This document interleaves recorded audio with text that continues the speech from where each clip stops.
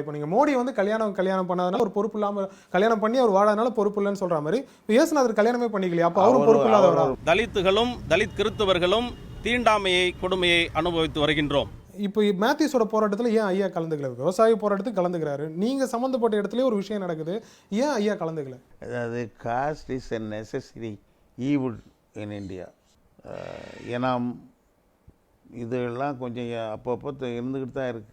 இல்ல இதெல்லாம் கடுமையா ஒழிக்க வேண்டிய தோண்டி பார்த்தாங்க. இல்ல இதெல்லாம் கடுமையா ஒழிக்க வேண்டிய இடத்துல நீங்க இருக்கீங்க. ஏன்னா சமூக நீதி இயக்கத்துல இருக்கீங்க. ஆனா நம்ம அத மாதிரி எந்த விஷயமும் பண்ணாம திமுக கூட சேர்ந்துட்டு அரசியல் தானே பண்ணிட்டு இருக்கோம். சாதித்துவத்தின் கொடுமை அது கிறிஸ்துவத்துல பயங்கரமா அவ்வளவு உள்ளு அவர் இருக்குது இல்லைன்னு சொல்லல. அப்புறம் எப்படி நம்ம வந்து கிறிஸ்துவத்துல நாங்க ஜாதிய வேற்றுமை கலைக்கிறோம், நம்மளால எப்படி ஸ்டேட்மெண்ட் தர முடியும்? களைவதற்காக முயற்சி கொள்கிறோம். அப்போ அவங்களும் சொல்றாங்க, இந்துக்களும் சொல்றாங்க இல்லையா, நாங்களும் கலைஞ்சிட்டு தான் இருக்கோம், எல்லா மதமும் கலைஞ்சிட்டு. அவங்களுக்கு சாதித்துவம் இல்லைன்னா அவங்க மதமே இல்லையே. அப்ப இங்கேயே தானே பேசிஸ்ல தானே இருக்கு. அந்த இங்கேயே நாடார் கிறிஸ்துவ சபை இருக்கு, முதலியார் கிறிஸ்துவ சபை இருக்கு. ஏன் நிறுத்தல? நாடார் நான் போட்டிருக்கு இருக்கு. எங்க கிறிஸ்துவத்துல காசு கொடுத்து மதம் மாத்துறாங்க. உங்க ஸ்டேட்மெண்ட்டும் அப்படியே இருக்கு கிளியரா. காணிக்கை வரவில்லை, ஞானஸ்தானம் நடக்கவில்லை. அது கூட குற்றமா? என்னங்க நீங்க தந்தை பெரியார், வீரமணி இவர்களுக்கெல்லாம் வந்து அந்த இந்துன்னு சொல்லி ஏன் அவங்களும் உங்க மேடைகளில் ஏத்துறீங்க? இது தவறான போக்கு வருது இல்லையா? மதத்துக்கு மத கிளாஷ் வருது இல்லையா?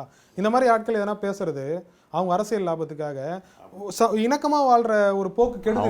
இன்னைக்கு இந்தியாவிலேயே மனித நேயத்தை வளர்க்குறவங்க யாரு? இன்னொருத்தவங்க கிறிஸ்துவ மேடையில போயிட்டு இந்து மதத்தை திட்டுறது வந்து ஜாதி கலவரத்தையும் மத கலவரத்தையும் ஏற்படுத்துமா?